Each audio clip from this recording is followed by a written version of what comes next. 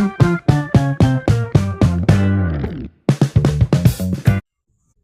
के वीडियो में आप लोग पढ़ेंगे कक्षा 12 की फिजिक्स, जिसका टॉपिक है विद्युत परिपथ संबंधी किरचॉफ के नियम। बहुत ही इम्पॉर्टेंट क्वेश्चन है किरचॉफ के नियम, जो आपका अगर दोनों नियम आएंगे तो लगभग 5 नंबर के, और या फिर अगर एक नियम आता है आपका तो 2 नंबर का जरूर आएगा। इसलिए बहुत ही इम्पोर्टेंट क्वेश्चन आपका है, ध्यान देंगे। विद्युत परिपथ संबंधी किरचॉफ के नियम। वैज्ञानिक का नाम है किरचॉफ। वैज्ञानिक किरचॉफ ने विद्युत परिपथ के संबंध में निम्नलिखित 2 नियम प्रतिपादित किए। पहला नियम जो है उसका नाम है धारा का नियम या संधि का नियम, और जो दूसरा नियम है उसका नाम है बंद पास का नियम। तो आप सबसे पहले ध्यान देंगे विद्युत परिपथ संबंधी किरचॉफ का नियम। पहला नियम क्या है? तो प्रथम नियम जो है ये संधि का नियम है, और इस नियम के अनुसार किसी भी संधि पर मिलने वाली जो धाराएं होंगी उनका योगफल जो होता है वो शून्य होता है। अर्थात सिग्मा आई बराबर 0। आप इसको याद कर लेंगे, sigma I is equal to 0 होता है। ये विद्युत परिपथ संबंधी किरचॉफ का पहला नियम है, जहां पे सिग्मा का मतलब योग होता है, आई मतलब धारा। अर्थात इस नियम के अनुसार किसी विद्युत परिपथ की किसी संधि पर मिलने वाली समस्त धाराओं का बीजगणितीय योगफल शून्य होता है। किसी विद्युत परिपथ में किसी भी संधि पर मिलने वाली समस्त धाराओं का बीजगणितीय योगफल शून्य होता है। अर्थात सिग्मा आई बराबर 0। मान लेते हैं कि कोई संधि का मतलब होता है जहां पर धारा आती है और जहां से धारा जाती है। संधि का मतलब जोड़ होता है। तो मान लीजिएगा ये आपकी धारा I1 किसी परिपथ में आ रही है, और बिंदु O से धारा I2 आपकी परिपथ से बाहर जा रही है। फिर धारा I3 हमारी जो है वो परिपथ में आ रही है, धारा I4 जो है वो परिपथ से बाहर जा रही है। तो इस प्रकार से जो प्रथम नियम ये कहता है कि किसी भी संधि पर, अर्थात किसी भी जहाँ पे समस्त तारों का योग होता है, तार जहाँ मिलते हैं उसको हम संधि कहते हैं। तो किसी भी संधि पर मिलने वाली सभी धाराओं का योगफल अगर निकालेंगे तो वो 0 आएगा। अब यहाँ पे जो जुड़ा हुआ है बीजगणितीय, तो बीजगणितीय का मतलब होता है चिन्हों के साथ में। अर्थात संधि की ओर जो धारा आती है उसको हम प्लस से लेते हैं, और जो संधि से दूर जाती है धारा उसको हम माइनस से लेते हैं। तो इस प्रकार से संधि की ओर आने वाली धाराएं, जैसे हमने मान लिया यहाँ पे I1 धारा की संधि की ओर आ रही है, निशान देख लीजिएगा, और I2 धारा हमारी संधि से बाहर जा रही है। I3 जो है वो संधि की ओर आ रही है, बिंदु वो हमारा जो है ये संधि, और I4 धारा बाहर जा रही है। तो जो धाराएं संधि की ओर आती हैं उनको प्लस में लेंगे, और जो धाराएं संधि से दूर जाती हैं उनको माइनस चिन्ह से लिखेंगे। अब प्रश्न पर नियम ये कहता है कि किसी भी संधि पर मिलने वाली समस्त धाराओं का बीजगणितीय योग शून्य होता है। अर्थात धारा I1 सभी को जोड़ेंगे तो I1 प्लस में हो जाएगी, I2 संधि से बाहर जा रही है तो माइनस में हो जाएगी I2, और I3 संधि की ओर आ रही है तो प्लस में हो जाएगी I3, और I4 हमारी धारा संधि से बाहर जा रही है तो ये माइनस हो जाएगी I4। अब ये सभी धाराओं का योगफल हो गया हमारा। तो टोटल योगफल जो होता है ये सिग्मा आई बराबर होता है 0। तो सभी धाराओं को जोड़ने पर हमारा कितना प्राप्त होगा? 0 प्राप्त हो जाएगा।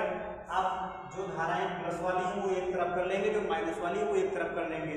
तो यहाँ पे पक्षांतर का नियम लगाएंगे।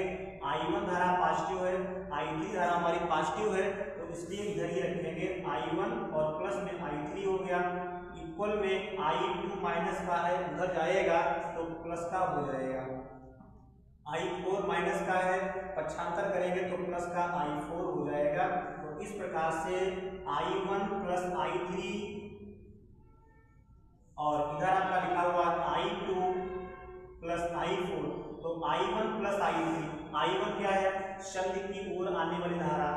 I3 आपका दिया है तो I3 क्या है? संधि की ओर आने वाली धारा।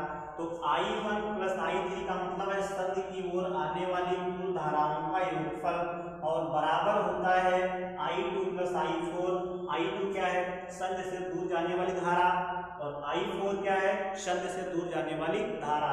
तो यहाँ पे लिखा है I2 प्लस I4, यानी संधि से दूर जाने वाली धाराओं का योगफल है। तो इस प्रकार हम कह सकते हैं ये संधि की ओर आने वाली धाराओं का योगफल हो गया। संधि की ओर आने वाली धाराओं का योगफल बराबर, और I2 प्लस I4 क्या है, तो I2 I4 संधि से दूर जाने वाली धाराओं का योगफल है। अर्थात स्पष्ट हो रहा है कि संधि की ओर आने वाली धाराओं का योगफल बराबर संधि से दूर जाने वाली धाराओं का योगफल। यानी किसी विद्युत परिपथ में संधि की ओर आने वाली कुल धाराओं का योगफल संधि से दूर जाने वाली कुल धाराओं के योगफल के बराबर होता है। एक बार नियम को फिर से ध्यान देंगे। यहाँ पे विद्युत परिपथ संबंधी किरचॉफ का जो पहला नियम है वो क्या होगा, तो इस नियम के अनुसार किसी विद्युत परिपथ में किसी संधि पर मिलने वाली समस्त धाराओं का बीजगणितीय योगफल शून्य होता है, अर्थात सिग्मा I = 0। इस प्रकार आपका ये पहला नियम हो गया। अब आता है दूसरा नियम। तो विद्युत परिपथ संबंधी किरचॉफ का दूसरा नियम क्या है, इस नियम को बंद पास का नियम भी कहते हैं। तो जो दूसरा नियम हमारा है ये क्या है, तो इसका चित्र ध्यान देंगे आप। ये आपका सेल लगा हुआ है, इवन विद्युत वाहक इवन है, और इसमें ये रेजिस्टेंस हमारा R1 है, और इसमें धारा हमारी प्रवाहित होगी इस डायरेक्शन ये होगी माइनस से प्लस की ओर, और धारा मान लेते हैं इसमें I1 प्रवाहित होती है इस डायरेक्शन में। यहाँ भी एक सेल लगा हुआ है, ये E2 है, इसकी ये प्लस दिशा है, ये माइनस दिशा है, ये हमारा रेजिस्टेंस R2 लगा हुआ है, और इसमें धारा प्लस से माइनस की ओर बहेगी, अर्थात डायरेक्शन ये होगी इसमें भी, और यहाँ धारा मान लेते हैं I2 प्रवाहित हो रही है। ये हमारा तीसरा जो तार होगा इसमें सेल लगा है, इसमें रेजिस्टेंस R3 लगा हुआ है, और इसमें धारा हमारी I3 प्रवाहित हो रही है। तो आप ध्यान देंगे यहाँ पे सेल लगा है, इस कंडीशन में धारा हमारी I3 है, क्या हो जाएगी, ये धारा हो जाएगा, इसमें धारा रहेगी, तो सब जाएगी। यहाँ पे हम देखिए सब हमारी एक ही क्या है, सब है, इसको नाम दे रहे हैं A B C D E और F। तो हमने मान लिया कि हमारा A B C। दूसरा नियम हो जाएगा, इस नियम के अनुसार किसी बंद पास के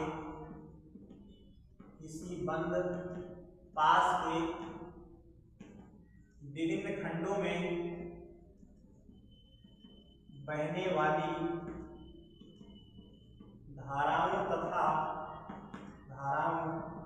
तथा संगत प्रतिरोधों के गुणनफलों का बीजगणितीय योग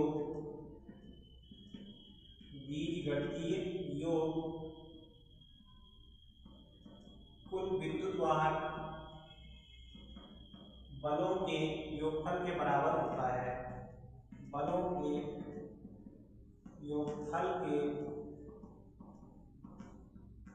बराबर होता है, अर्थात नियम क्या हो जाएगा, किसी बंद पास के विभिन्न खंडों में बहने वाली धाराओं तथा संगत प्रतिरोधों के गुणनफलों का बीजगणितीय योग कुल विद्युत वाहक बलों के योगफल के बराबर होता है। अर्थात हमने यहाँ पे देखा कि विद्युत परिपथ में आपका एक बंद पास 1 हो गया और बंद पास 2 है। तो बंद पास 1 में किरचॉफ का दूसरा नियम जब लगाएंगे हम, तो ये नियम कहता है कि किसी विभिन्न खंडों में बहने वाली धाराओं, तो अगर मान लीजिए खंड 1 ले रहे हैं तो इसके अनुसार हम लिख देंगे यहाँ पे बहने वाली धाराओं, विभिन्न खंडों में बहने वाली धाराओं अर्थात I हो जाएगा, और उनके प्रतिरोध हो जाएंगे तो R हो जाएगा, और इनका योग कहता है तो सिग्मा हो जाएगा, अर्थात सिग्मा IR बराबर में कुल विद्युत वाहक बलों के योग, अर्थात विद्युत वाहक बल को हम E से लिखेंगे, इनका योग कहता है तो सिग्मा E हो जाएगा। ये हमारा दूसरा नियम हो गया, सिग्मा IR बराबर सिग्मा E। तो यहाँ पे धारा देखेंगे हम, तो जो बंद पास हमारा 1 है, बंद पास 1 के लिए जो बंद पास 1 है वो नाम क्या उसका है, तो A B E F A, A B E F A, ये बंद पास हमारा हो गया। A B, A से B, B से A और E से F, A आपका, तो बंद पास 1 हो गया। इसमें जब हम देखेंगे तो A B E F इस प्रकार से चलेंगे तो ये ऐसे डायरेक्शन हो जाएगी, इसकी इस प्रकार की डायरेक्शन हो जाएगी।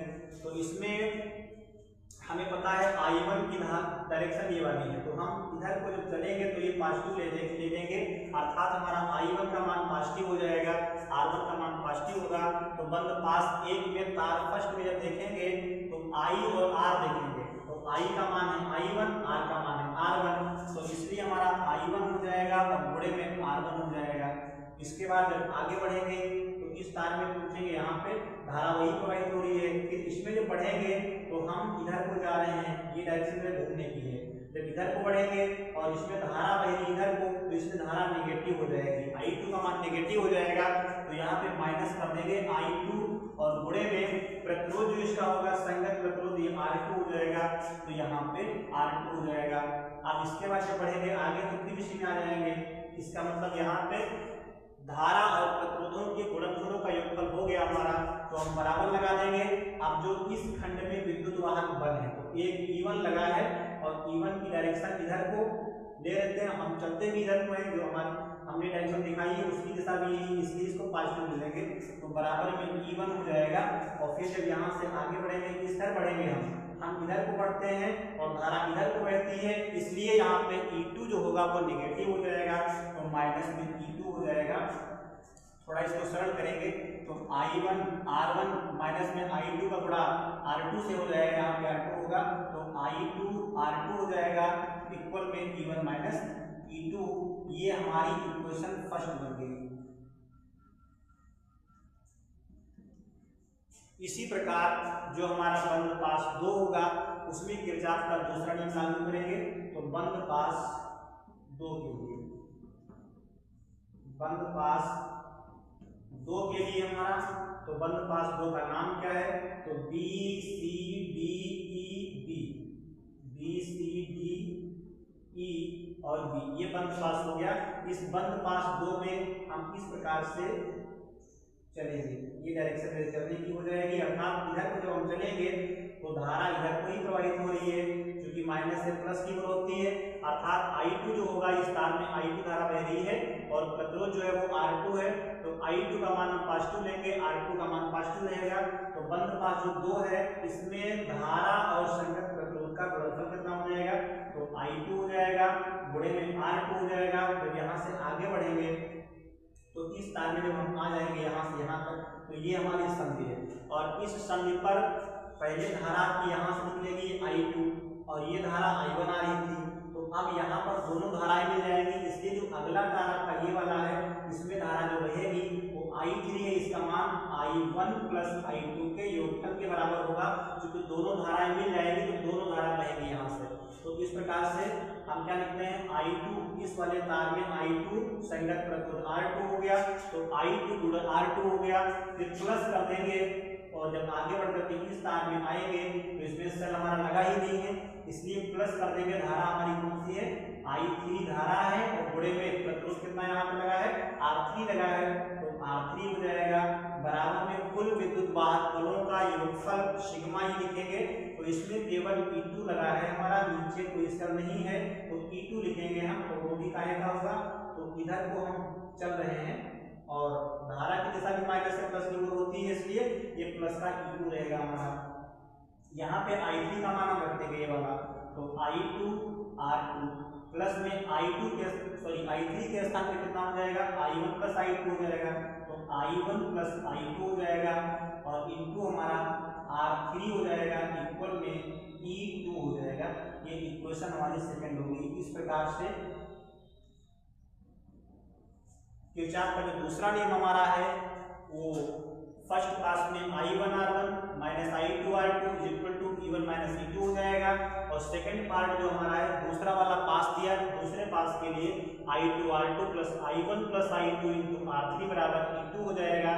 और इन समीकरणों का प्रयोग हम आंकिक प्रश्नों को हल करने में करते हैं। तो इस प्रकार से आपके विद्युत परिपथ संबंधी किरचॉफ के दोनों नियम हो गए। ये भी ध्यान देंगे आप, आर्टिकल में क्वेश्चन आपका आ सकता है कि विद्युत परिपथ संबंधी किरचॉफ का जो पहला नियम है यानी धारा का नियम या जो संधि का नियम होता है, तो ये किस पर आधारित है, तो ये विद्युत आवेश के संरक्षण पर, आवेश के संरक्षण पर आधारित है। और जो हमारा दूसरा नियम है ये ऊर्जा के संरक्षण पर आधारित है। दूसरा नियम जो है हमारा किस भौतिक राशि के संरक्षण पर आधारित है, तो किरचॉफ का दूसरा नियम ऊर्जा के संरक्षण पर आधारित है, और जो पहला नियम है ये हमारा आवेश के संरक्षण पर आधारित है।